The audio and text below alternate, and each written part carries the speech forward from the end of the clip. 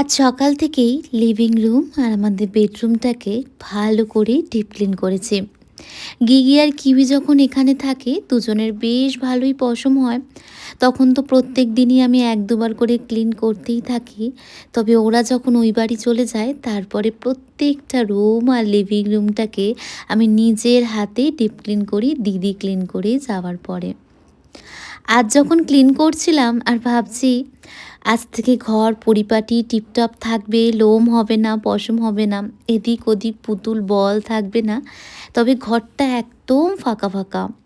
ওরা দুজন যখন থাকে সারা বাড়ি বল পুতুল ছড়িয়ে থাকে, চিৎকার চেঁচামেচি আনন্দ হই হুল্লোড়। কিন্তু কিছু করার নেই, ওই যে এখনও সব দিকটা ব্যালেন্স করে উঠতে পারি না বলে হয় ওদের খাওয়াতে দেরি হয়ে যায়, নয়তো আমার সমস্ত কাজ করতে ভীষণ দেরি হয়ে যায়।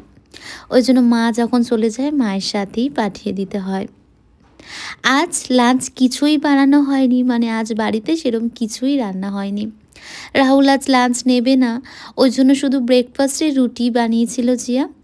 ও ব্রেকফাস্টে রুটি খেয়ে গেছে আর আমি আমার স্টাইলের লাঞ্চে ওই রুটি দিয়েই টাকোস বানিয়ে নিচ্ছি। আর সকালে ওই ক্লিন করার চক্করে ব্রেকফাস্টও তেমন কিছু হয়নি, গ্রিন টি আর দুটো বিস্কিটই খেয়েছি।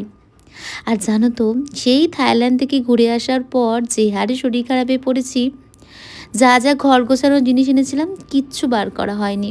এখন অল্প অল্প করে বার করছি আর গোছাচ্ছি। এইদিকে আজ দেখছি কেচাপটা এনেছিলাম ভীষণ স্পাইসি, সেটা দিয়েই টাকোসটা বানিয়েছি, সেই জন্য কোনো লঙ্কা কুচিও অ্যাড করিনি।